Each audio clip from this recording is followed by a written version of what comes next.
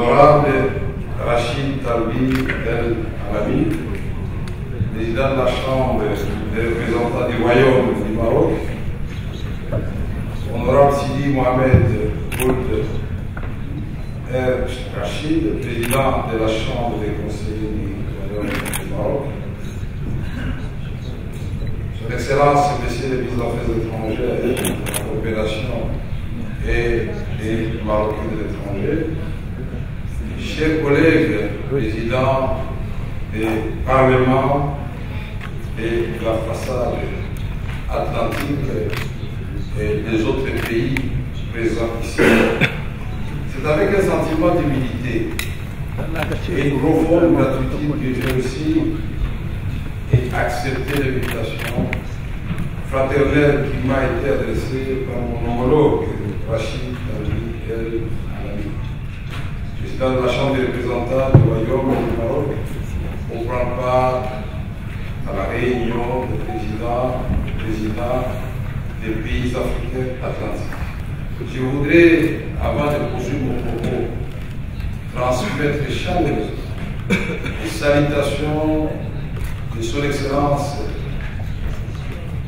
Monsieur Tshisekedi Tshilombo, président de la République du Congo, à Sa Majesté Mohamed VI, le roi du Maroc, le souverain du Maroc, et au peuple ami du Maroc. Je voudrais vous dire sans flatterie, chers collègues, président de Chambre des représentants,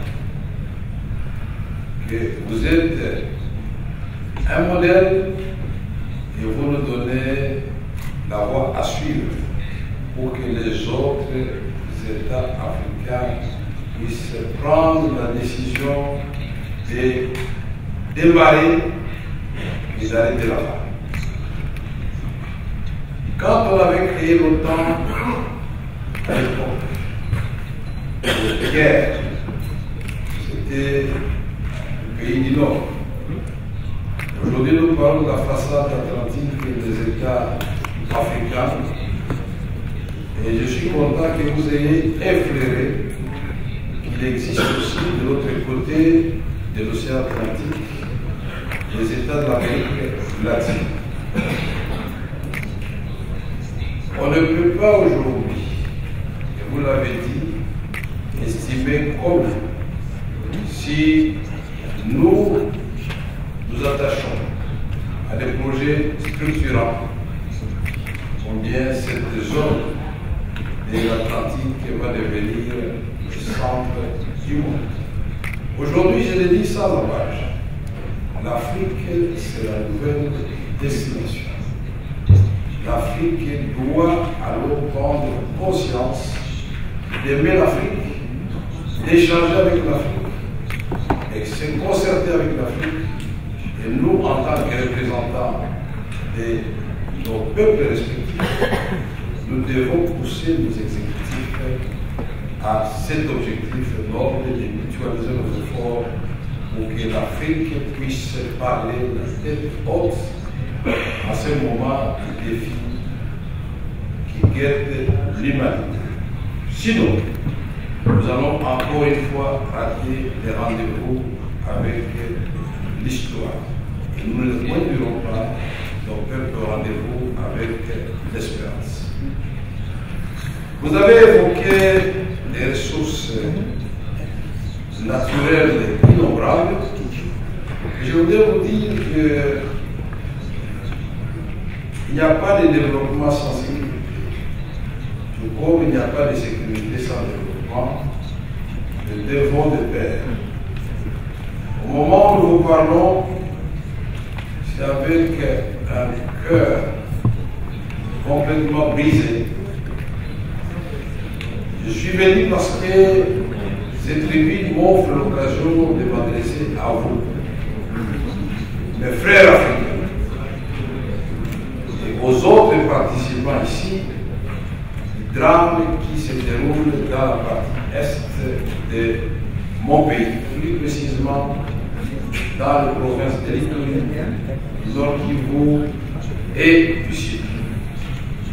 Dans la grande indifférence du monde, et je dirais aussi dans un relatif silence des États africains, alors que mettre le mot Afrique, c'est la solidarité.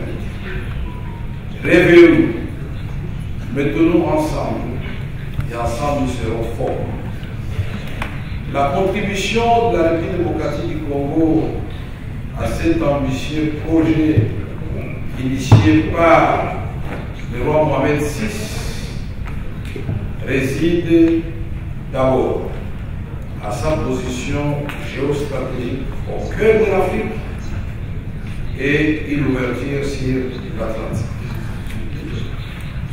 Que ce soit les défis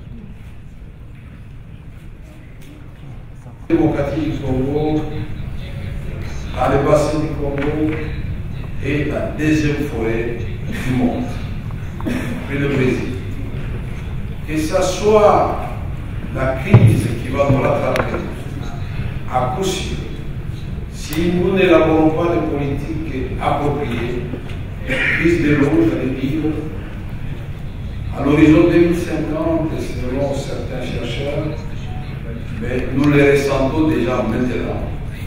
La République démocratique du Congo possède 53% des eaux douces d'Afrique, 13% des eaux douces du monde. Quel gâchis! Alors que nous sommes disposés à partager cette manne avec tous les autres pays d'Afrique. Que ce soit l'objectif de la transition énergétique, la République démocratique du Congo regorge des matières stratégiques, de coltan, que vous avez tous dans vos téléphones, malheureusement. C'est le coltan du sang. Parce que quand vous regardez les statistiques publiées par les organisations internationales habilitées à le faire, vous remarquerez que le premier exportateur du coltan, c'est le Rwanda. Et le Rwanda dispose d'aucun gisement du coltan. Et tout le monde le sait, et on sait qu'il s'agit bel et bien du coltan du sang. On tue, on viole, on déplace nos populations, on retrouve une maman morte avec un bébé, continue à téter le sein, des familles dispersées. Les dernières statistiques des Nations Unies indiquaient que la République démocratique du Congo compte 7 millions de morts. Quelqu'un avait parlé de la malédiction des matières premières, mais je ne suis pas de son avis, c'était George Soros. La malédiction nous rattrape quand nous n'avons pas de vision pour des matières premières dont nous disposons.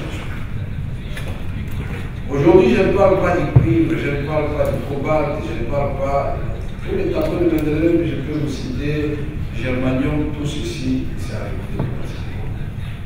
Mais ce n'est rien si nous n'y mettons pas l'intelligence et des stratégies appropriées pour transformer ces ressources naturelles en bien pour répondre aux besoins de nos populations africaines. Aujourd'hui, la République démocratique du Congo compte 80 millions de terres arables. Certains d'entre vous vont voir que nous sommes en train de rêver. Plus 40 millions de terres irrigables, exploitées avec la technologie que le Maroc maîtrise actuellement, ou la Chine, ou l'Afrique du Sud, ou d'autres pays. La Côte d'Ivoire est en train d'avancer. La République démocratique du Congo elle-seule peut résorber 2 fois les déficits alimentaires mondiaux. Sa surface cultivable est égale exactement à la surface cultivable de la Chine. il n'y a aucun mètre carré de désert à la République démocratique. Pendant que les autres États prient pour qu'il pleuve, en République démocratique du Congo, la manque d'infrastructures au niveau de l'urbanisme, les pluies semblent déranger. Quel paradoxe, car nous avons le potentiel de 44 000 MW avec les grands îles,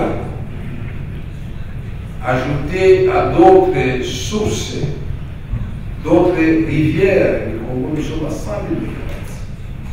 De quoi éclairer et industrialiser toute l'Afrique, l'Europe du Midi et l'Asie du Sud-Est. Donc, l'Afrique, comme vous l'avez dit, avec cette vision que nous saluons du roi Mohamed VI, avec des politiques concertées, avec des intelligences rassemblées, l'Afrique pourra étonner le monde. Nous souffrons dans certains pays d'Afrique de la maladie, de l'absence de leadership, de l'amour de notre population. Ça ne sert à rien de continuer à crier la communauté internationale, l'Europe, l'Amérique ou l'Asie nous empêcher de nous développer. Non. C'est à nous de prendre la décision de faire de cette façade atlantique une zone de prospérité partagée. Et au-delà de cela, je voudrais ajouter avec l'autorisation du président des séances que si nous prenons toute l'Afrique, parce que là je vois la façade atlantique très bien dessinée, le point en dessous, c'est Cape Town. Mais si vous remontez donc, c'est l'océan Indien. Et si vous coupez aussi, nous avons la mer Méditerranée. L'Afrique, c'est une île. L'Afrique peut, grâce aux constructions des routes, des rails, des ports, des aéroports, devenir très rapidement un continent développé.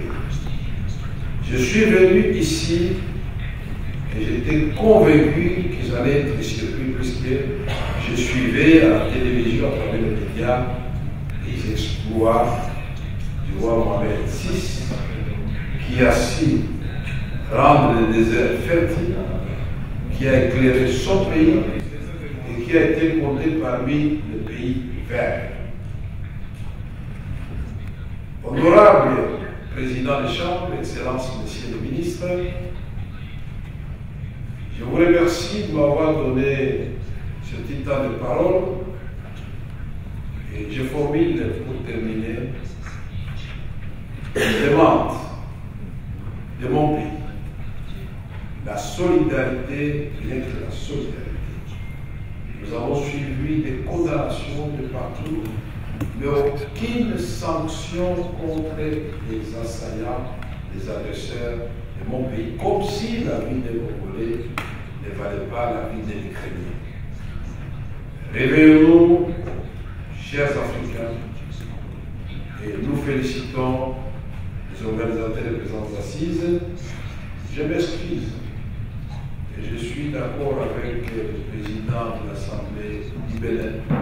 Nous devons penser à d'autres pays d'Afrique qui n'ont pas d'accès sur l'océan, que ce soit l'océan Atlantique ou l'océan Indien ou la mer Méditerranée.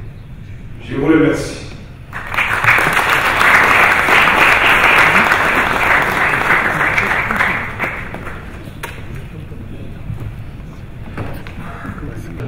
Notre présence ici nous a permis à la fois de voir comment le Maroc, avec ses intelligences, sous un grand leadership du roi, s'est transformé, alors que vous avez une grande partie des déserts, mais vous comptez aujourd'hui parmi les pays ou les royaumes verts du monde.